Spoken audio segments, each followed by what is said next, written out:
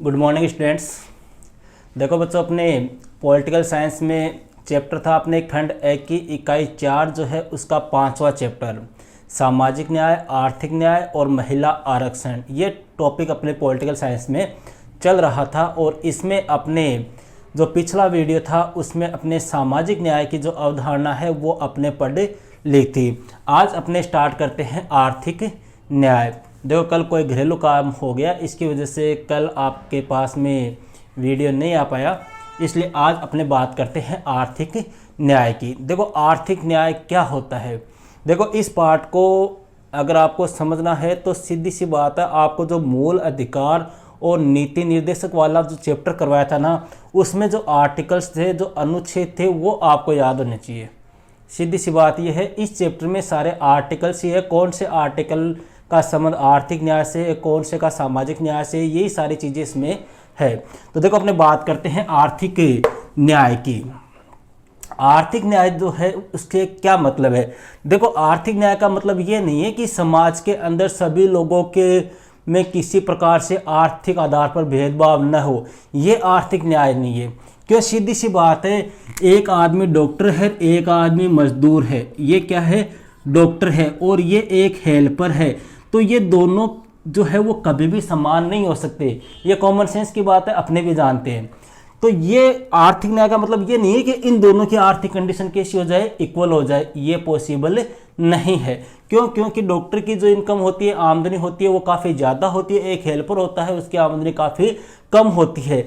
लेकिन आर्थिक न्याय ये कहता है कि इन दोनों की आमदनी बराबर तो ना हो, लेकिन इनके मध्य का जो गैप है ना, वो गैप क्या नहीं होना चाहिए, ज़्यादा नहीं होना चाहिए, वह कम से कम होना चाहिए। ये है आर्थिक न्याय।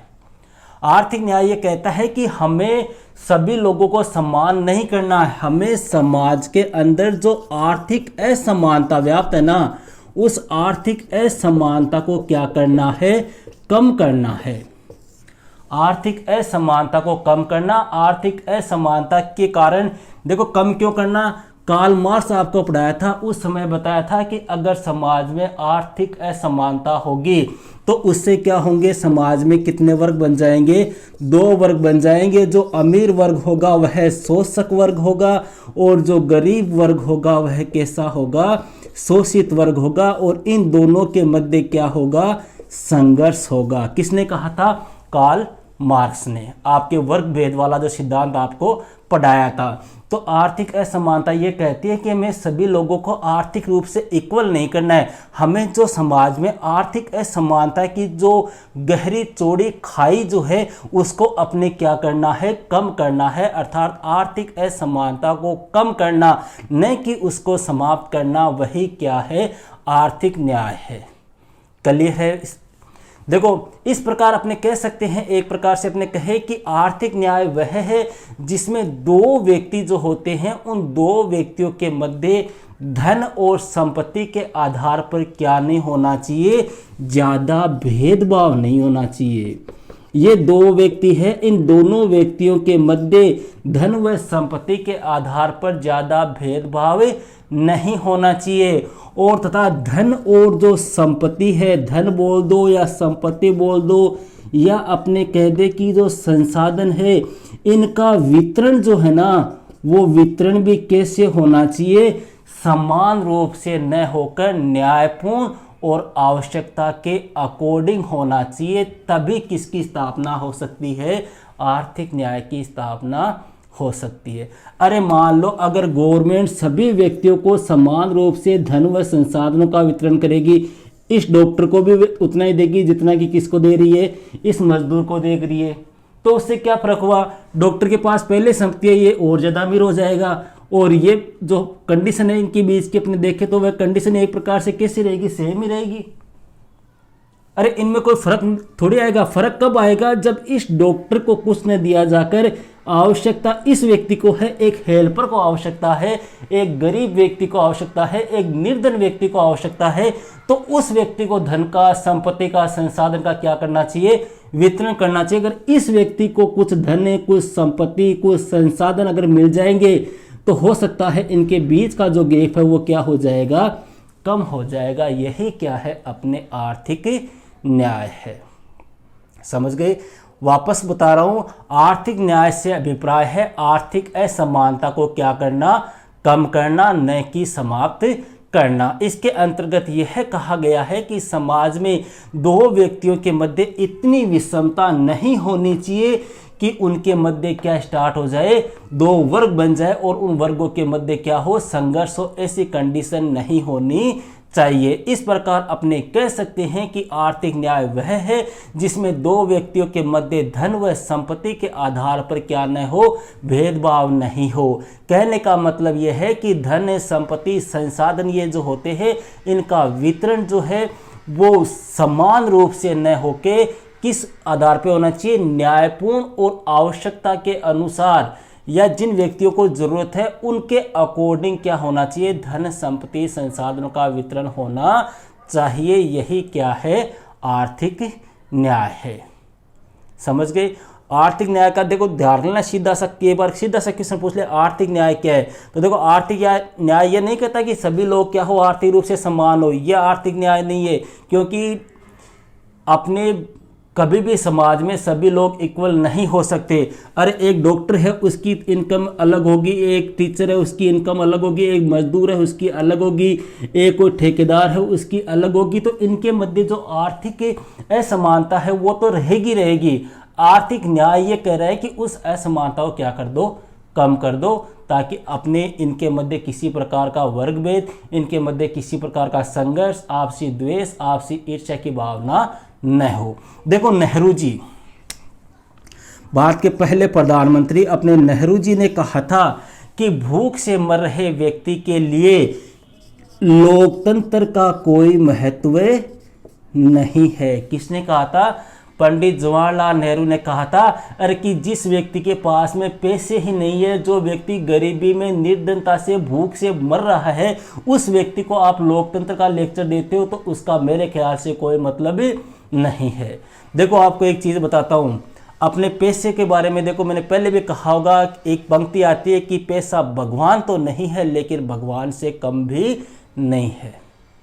सीधी सी बात है, आज के टाइम पे जिसके पास में पैसा है उसकी इज्जत है, जिसके पास में पैसा नहीं है उसकी इज्जत नहीं है। 90% ऐसा होता है, मैं ये नहीं कहता कि 100% होता है। आपके पास में पैसे हैं तो आपके 1000 दोस्त हैं, आपके पास में पैसे नहीं है तो आपके पास में कोई भी दोस्त नहीं आएगा। ये वर्तमान कंडीशन है, कलयुग में ऐसा ही हो रहा है, वर्तमान में ऐसा ही हो रहा है। अरे अपने देखो कभी कभार कभी शादी विवाहों में आप जाते हो, शादी में मान लो या किसी फंक्शन में आप जाते हो तो वहाँ पे आप देखते हो लोग क्या पूछते हैं आपको आते ही। जैसे मान लो आपकी उम्र 20 साल के आसपास है तो ध्यान रखना 20 साल की उम्र होगी तो आपको यही पूछेंगे और क्या हाल चाल है, और क्या हाल चाल है। क्यों पूछ रहे हैं? क्योंकि वो भी आपकी कंडीशन का ही है, वो भी आपके लेवल का है, इसीलिए वो आपको यही पूछेगा। लेकिन जैसे ही आपकी उम्र 30 के आसपास हो जाएगी, 30 के आसपास हो जाएगी, कोई आपको ये नहीं पूछेगा क्या हाल चाल है, आपको ये पूछेंगे और क्या कर रहे हो, बाहर कहाँ काम करो।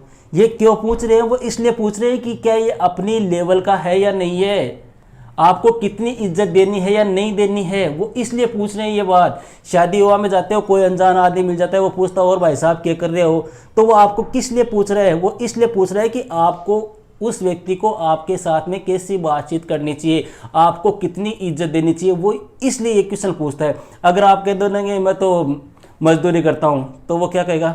हाँ ठीक है, कोई बात नहीं, बढ़िया है, कोई तो काम कर रहे हो, साइड में हो जाएगा। अगर आप कह दो कि मैं तो पुलिस में हूँ या मैं तो मान लो कि अपने कोर्ट में हूँ, मेरी जयपुर ड्यूटी है, तो वो आपके पास में फिर ज़्यादा समय देगा आपको। वो कहेगा जयपुर में मेरे भी ये रिश्तेदार है, जयपुर में ऐसा है वैसा है, आपके नंबर 2 कभी काम हो जाएगा और वैसे हो जाएगा और ये हो जाएगा। कहने का मतलब है कि जैसे नेहरू ने उस टाइम पे कहा था अपने, आज वही बात सच हो रही है। अपने ये कहना कि समाज में राजनीतिक समानता है, सामाजिक समानता है, कोई मतलब नहीं है किसी समानता का जब तक व्यक्ति के पास में क्या नहीं है, आर्थिक समानता नहीं है। जब तक व्यक्ति के पास में पैसा नहीं है तब तक व्यक्ति का कोई मतलब नहीं है। अरे जिसकी जेब भरी होती है ना उसी की वैल्यू होती है, खाली जेब वाले को कोई नहीं पूछता। ये एक्चुअल आज की कंडीशन है। ठीक है, चलो अपने छोड़ते हैं इस बात को। इसके अलावा अमेरिका के राष्ट्रपति थे फ्रैंकलिन डी रूजवेल्ट। क्या नाम था? Franklin D Roosevelt. इन्होंने भी देखो आर्थिक न्याय के बारे में एक पंक्ति कही थी कि आर्थिक सुरक्षा एवं आर्थिक स्वतंत्रता जो है उसके बिना व्यक्ति सच्ची स्वतंत्रता को प्राप्त नहीं कर सकता। किसके बिना? आर्थिक सुरक्षा। फ्रैंकलिन डी रूजवेल्ट ने कहा था कि व्यक्ति आर्थिक सुरक्षा और आर्थिक स्वतंत्रता के बिना सच्ची स्वतंत्रता को प्राप्त नहीं कर सकता। मतलब बात वही है, आपके पास में कोई भी स्वतंत्रता हो, चाहे आप सामाजिक रूप से स्वतंत्र हो, चाहे राजनीतिक रूप से हो, चाहे आप किसी प्रकार से स्वतंत्र हो, जब तक आपके पास में आर्थिक स्वतंत्रता नहीं है, जब तक आपके पास में पैसे नहीं है, जब तक आपके पास में रोजगार नहीं है, आजीविका नहीं है, व्यापार नहीं है, तब तक आपकी इन स्वतंत्रताओं का कोई मतलब नहीं है। देखो दोनों पंक्तियां काफ़ी मोस्ट एग्जाम में पूछी जा चुकी है, इनको अपने को ध्यान रखना है। ठीक है, अब अपने आगे चलते हैं, अपने बात करते हैं अब भारतीय संविधान में। देखो जिस प्रकार से सामाजिक न्याय था ना अपने भारतीय संविधान में, उसी प्रकार से भारतीय संविधान में आर्थिक न्याय के लिए क्या उपबंध है? भारतीय संविधान में आर्थिक न्याय। देखो अपने भारत का जो संविधान है, इस भारतीय संविधान में अपने सामाजिक न्याय से संबंध में भी कई प्रावधान है, आर्थिक न्याय के लिए भी कई प्रावधानों का उल्लेख किया गया है। देखो पहला प्रावधान तो आप अपने दिमाग पे जोर लगाओ, अपने जब समानता का मूल अधिकार पढ़ा था उसमें अपने एक अनुच्छेद आया था, अनुच्छेद 16, जिसमें क्या कहा गया है कि सभी व्यक्तियों को, समाज में रहने वाले सभी व्यक्तियों को, चाहे वह निर्धन हो, चाहे अमीर हो, चाहे गरीब हो, चाहे महिला हो, चाहे पुरुष हो, चाहे से किसी भी भाषा को बोलने वाला हो, किसी भी स्टेट का निवासी हो, सभी व्यक्तियों को आगे बढ़ने के क्या दिए जाने चाहिए? समान अवसर प्रदान करने चाहिए। तो ये समान अवसर प्रदान करने चाहिए, ये किसकी स्थापना पर बल दे रहा है? अपने आर्थिक न्याय की स्थापना पर क्या दे रहा है? जोर दे रहा है। इसके अलावा अपने दूसरा मूल अधिकार आता था स्वतंत्रता का मूल अधिकार। उसमें अपनी 6 प्रकार की स्वतंत्रताएं थी और उसमें से अपने अनुच्छेद 19 फर्स्ट में यह कहा गया था कि प्रत्येक व्यक्ति को अपनी वृत्ति, अपना व्यापार, अपनी आजीविका या जीविकोपार्जन को चलाने का क्या है? अधिकार है। या प्रत्येक व्यक्ति को अपनी वृत्ति, अपना व्यापार, अपनी आजीविका प्राप्त करने का क्या होगा? अधिकार होगा। कैसे होगा, क्या होगा? ये सारी बातें देखो, ये आर्टिकल्स जो है आपको अच्छी तरह से मेरे समझाए हुए हैं, पहले आप वहां से ज़्यादा डिटेल से देखना चाहो तो देख सकते हो अपने। इसके अलावा अपने नीति निर्देशक तत्व में एक अनुच्छेद आता है अपने, देखो नीति निर्देशक तत्व कौन कौन से अनुच्छेद में? 36 से 51 में। अनुच्छेद 39, इस 39 में भी देखो आर्थिक न्याय से संबंधित कई बातें कही गई है। पहली बात तो क्या कही गई है कि महिला और पुरुष दोनों व्यक्तियों को समान रूप से जीविकोपार्जन का क्या है? अधिकार है। मतलब दोनों अपनी आजीविका चलाने के लिए कार्य कर सकते हैं, पहली बात। दूसरी बात अनुच्छेद 39 में कही गई है कि महिला एवं पुरुष को समान कार्य के लिए क्या मिलेगा? समान वेतन मिलेगा। ऐसा नहीं कि पुरुष को तो 400 दे दे और महिला को 300 दे दे, ऐसा नहीं होगा। वेतन जो है इनका कैसा होगा? इक्वल होगा। अरे काम भी तो बराबर कर रहे हैं। वैसे देखे तो पुरुष जो होते हैं वो कम काम करते हैं। कम कैसे करते हैं? देखो एक उदाहरण देख लेते हैं। जैसे अभी अपनी बात कर ले, मेरे घर पे काम चल रहा है, दूसरे की बात नहीं करूंगा, अपने घर पे बात कर ले तो अपने घर पे क्या होता है, कई बार जो कारीगर होता है, जिसको अपने क्या बोल, ठेकेदार साहब या जो भी मान लो कारीगर होते हैं, ये काम कब आते हैं? 9 बजे काम पर आते हैं और शाम को 5 बजे तक ये काम करते हैं। दिन में हालांकि इनके पास में महिला मजदूर वगैरह होती है, मैं देखता हूँ ये कारीगर जो होते हैं वो दिन में कम से कम 3 बार तो चाय पियेंगे। ये महिला भी पीती है 3 बार चाय, कोई विशेष बात नहीं है। लेकिन ये लोग क्या करते हैं, दिन में कम से कम 6-7 बार तक क्या पीते हैं? बीड़ी पीते हैं। एक बार बीड़ी पीने बैठ गए, कम से कम गई 10 मिनट। 6 से 7 बार पी रहे हैं, इसका मतलब कितनी मिनट गई? 60 मिनट। 1 घंटा तो ऐसे खराब कर दिया। आपस में बातें कर रहे हैं, फ़ोन पे बातें कर रहे हैं। देखो कहने का मतलब ये नहीं है कि मैं ये नहीं कह रहा कि सभी करते हैं। मेरा कहने का मतलब ये है कि महिलाएं जो होती हैं ना, वो भी पुरुषों के समान कार्य करती है। तो अपने समाज का, अपने राज्य का यह दायित्व है कि महिलाओं को भी पुरुषों के समान क्या मिलना चाहिए। अगर उन दोनों का काम समान है तो उनका वेतन भी क्या होना चाहिए? समान होना चाहिए। इसके अलावा राज्य का यह दायित्व है कि महिलाओं को, महिला या पुरुष या किसी बच्चे को अपनी जीविकापार्जन करने के लिए या रोजगार प्राप्त करने के लिए कोई अनुचित या गलत कार्य न करना पड़े। यह भी संविधान में कहा गया है। अनुचित या गलत कार्य का मतलब कोई देह व्यापार या वेश्यावृत्ति संबंधित इस प्रकार का कार्य नहीं होना चाहिए। इसके ऊपर भी अपने भारतीय संविधान में रोक लगाई गई है। इसके अलावा जो समुदाय की जो भौतिक संपत्ति होती है ना, उस भौतिक संपत्ति के ऊपर, किसके ऊपर?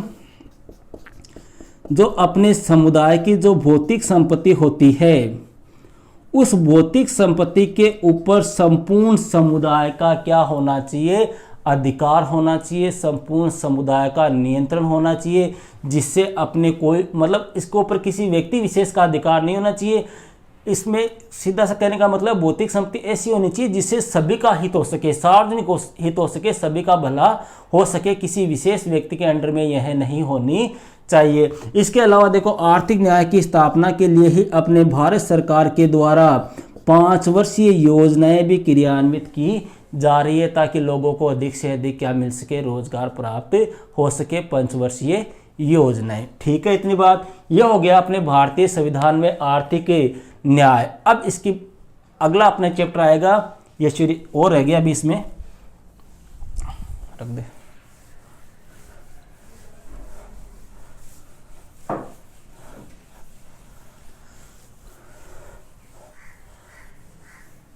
अब आगे अपने बात करते हैं कि भारत सरकार के द्वारा आर्थिक न्याय की स्थापना के लिए कौन कौन से प्रयास किए जाने चाहिए। आर्थिक न्याय की स्थापना। देखो, भारत सरकार के द्वारा आर्थिक न्याय की स्थापना के लिए कौन कौन सी आवश्यक व्यवस्थाएं की जानी चाहिए। तो देखो, मोटी मोटी चीजें हैं आर्थिक न्याय के लिए, तो आपको ही पता होगा। सबसे पहला काम तो क्या करना चाहिए? जो समाज में आर्थिक विषमता है, उस आर्थिक विषमता को क्या किया जाना चाहिए?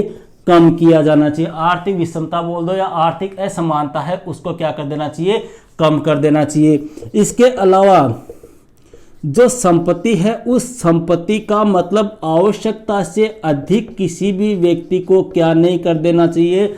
अर्जन नहीं करना चाहिए। मतलब आवश्यकता से अधिक संपत्ति या असीमित संपत्ति है, वो किसी व्यक्ति के पास में नहीं होनी चाहिए। देखो, ये पहले मूल अधिकार भी था, इसीलिए इसको उठाया था मूल अधिकारों की श्रेणी से हटाकर। अब इसको कानूनी अधिकार बना दिया गया है, जिसका उल्लेख संविधान के अनुच्छेद 300 में है। और कौन से संविधान संशोधन द्वारा उठाया गया था? 44वें संविधान संशोधन के द्वारा। क्यों? क्योंकि अगर संपत्ति एक ही व्यक्ति के अंडर में हो जाएगी तो आर्थिक न्याय की स्थापना कैसे होगी? वही संपत्ति अगर विभिन्न व्यक्तियों के मध्य बढ़ जाएगी तो आर्थिक विषमता भी, आर्थिक असमानता जो है वो क्या होगी? धीरे धीरे कम हो जाएगी। इसके अलावा आर्थिक न्याय की स्थापना के लिए जो धन है या जो संपत्ति है या जो संसाधन है, उन संसाधनों का, धन का, संपत्ति का जो वितरण है ना, वो किस आधार पे होना चाहिए? आवश्यकता के अनुसार होना चाहिए। मतलब जिस व्यक्ति को आवश्यकता है उन्हीं व्यक्तियों को धन, संपत्ति, संसाधनों का वितरण किया जाना चाहिए। जिनके पास में पहले से ही धन है, संपत्ति है, जिनके पास में भौतिक सुख सुविधाएं है, उनको नहीं दिया जाना चाहिए। ऐसा करने से किसकी स्थापना होगी? आर्थिक न्याय की स्थापना होगी। इसके अलावा जो कर प्रणाली है, उस कर प्रणाली में भी क्या किया जाना चाहिए? सुधार किया जाना चाहिए। मतलब निर्धन, गरीब व्यक्ति जो है, कमजोर वर्ग के व्यक्ति है, उनके ऊपर जो है वो कर कम मात्रा में लगाए जाने चाहिए। जो पैसे वाले हैं, भौतिक सुख सुविधाओं से संपन्न है, जिनके पास में असीमित संपत्ति है, जिनके पास में अच्छा व्यवसाय, अच्छा कारोबार है, उनके ऊपर कर अधिक मात्रा में होने चाहिए। इसके अलावा अपने जो आरक्षण है, देखो ये आरक्षण वाला मैटर काफ़ी दिन से चल रहा है। अपने जब भारत का संविधान बना था तो ये 10 वर्ष के लिए दिया गया था। बाद में धीरे धीरे हर गवर्नमेंट कोई 10 वर्ष कोई 20 वर्ष ऐसे बढ़ाती गई और जनवरी 2020 इसकी अधिकतम सीमा थी, लेकिन अभी भी इस आरक्षण को समाप्त नहीं किया गया है। देखो अपने SC है, ST है, OBC वर्ग है और अभी कई गुज्जर वगैरह है, ये भी आरक्षण की अपनी मांग कर रहे हैं। तो यहाँ पे ये कहा गया है कि अगर आर्थिक न्याय की स्थापना करनी है ना, तो आर्थिक न्याय के लिए जो आरक्षण है वो राजनीतिक आधार पे नहीं दिया जाना चाहिए। वो किस आधार पे दिया जाना चाहिए? उन व्यक्तियों की आर्थिक स्थिति के आधार पे दिया जाना चाहिए। ये कोई जरूरी नहीं कि SC का व्यक्ति गरीबी हो, ST का व्यक्ति गरीबी हो, OBC का व्यक्ति गरीबी हो, ये कोई आवश्यकता नहीं है।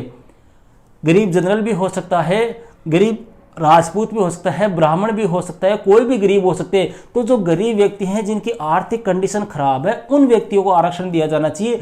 जो व्यक्ति पहले से काफ़ी अच्छी कंडीशन में है उनको आरक्षण देने से कोई मतलब नहीं है, ऐसा प्रावधान किया जाना चाहिए। इसके अलावा अपने जो गरीब वर्ग के लोग हैं उन गरीब व्यक्तियों के कल्याण के लिए क्या जाना, सरकार के द्वारा नवीन योजनाएं चलाई जानी चाहिए। मतलब निर्धन गरीब लोगों के कल्याण के लिए, जैसे अपने वर्तमान में चल रही है विश्व की सबसे बड़ी योजना है ये महानरेगा, महात्मा गांधी राष्ट्रीय ग्रामीण रोजगार गारंटी योजना।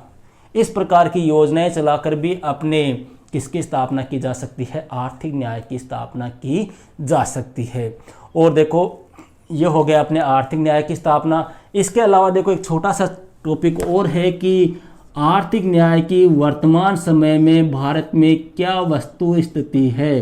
तो देखो वर्तमान समय की अपने बात करें, देखो भारत पर लगभग 70 साल हो गए आज, लगभग कांग्रेस की पार्टी ने राज किया है और हर बार ये होता है गरीबी हटाएंगे, लेकिन वर्तमान तक ना तो गरीबी हटी है, मतलब जैसा 1947 में था वैसा ही भारत अपने कहे तो अभी 2015-16 तक वैसा ही था। हालांकि अब थोड़ा बहुत अपने कह सकते हैं कि सुधार हुआ है। मैं ये नहीं कह रहा कि कांग्रेस की वजह से गरीबी आई, ये मेरा मतलब नहीं है। कहने का मतलब है कि जो चाहे वो बीजेपी का हो चाहे कांग्रेस का हो, किसी भी पार्टी का नेता हो, उनके क्या होता है, इनका खुद का स्वार्थ होता है। अपने स्वार्थ को पूरा करने के लिए गरीबों को नए नए जुमले पेश करते हैं, गरीबों को बेवकूफ़ बना रहे हैं। हम ऐसा कर देंगे, हम गरीबी हटा देंगे, आपके लिए ऐसा रोज़गार कर देंगे, वैसा कर देंगे। जीतने के बाद में कोई भी 5 साल तक शक्ल ही नहीं दिखाता। लेकिन वर्तमान समय में अपनी बात करें तो एक प्रकार से अपने देखिए कि भारत की जो अंतर्राष्ट्रीय कंडीशन है उस कंडीशन में अपने एक प्रकार से इजाफा हुआ है, सुधार हुआ है। देखो अपने भारत जो है वो कहने को तो अपने कहते हैं कि भारत एक विकासशील देश है, मतलब ये विकास कर रहा है, विकसित नहीं बना है। लेकिन 2015-16 के जो आंकड़े हैं उन आंकड़ों के अकॉर्डिंग भारत की जो विकास दर है वो कितनी % रही थी? 7.6% रही थी। 7.6 का मतलब हो गया कि विश्व में सबसे ज़्यादा विकास दर 2015-16 अर्थात मोदी जी जब प्रधानमंत्री थे, मतलब इस टाइम पे प्रधानमंत्री बने थे, इस टाइम पे भारत की विकास दर जो है वो विश्व में सबसे ज़्यादा थी। इसके बाद में दूसरे स्थान पे कौन सा देश था? आपके चीन था, जिसकी विकास दर कितनी थी? 6.7% थी। इसके अलावा अगर देखो इसी प्रकार से अगर भारत विकास करता रहा, इसी प्रकार से भारत की अर्थव्यवस्था चलती रही, तो आने वाले कुछ दिनों में अपने कह सकते हैं, आने वाले वर्षों में कि भारत की जो विकास दर है वो कितनी हो जाएगी? 8 से 9% हो जाएगी। हालांकि अब वर्तमान में अपने आर्थिक कंडीशन काफ़ी खराब हो गई, अपनी नहीं लगभग देशों की अर्थव्यवस्था जो है वो कमज़ोर हो गई, जिसका प्रमुख कारण आपको पता है अपने कोरोना है, जिसकी वजह से सभी देशों की अर्थव्यवस्था जो है वो एक प्रकार से काफ़ी कमज़ोर हो गई है। और इसी आर्थिक वस्तुस्थिति को सुधारने के लिए, इसी आर्थिक न्याय की स्थापना करने के लिए ही अपने भारत के प्रधानमंत्री नरेंद्र मोदी जी जो है इन्होंने कौन सी प्रक्रिया भी अपनाई थी? विमुद्रीकरण, अर्थात जो 500 और 1000 के जो नोट बंद किए थे उसका प्रमुख उद्देश्य भी क्या था? आर्थिक न्याय की स्थापना करना। तो ये था अपने आर्थिक न्याय। नेक्स्ट जो अपना वीडियो होगा उसमें अपने बात करेंगे महिला आरक्षण की। ठीक है, ओके, दैट्स ऑल।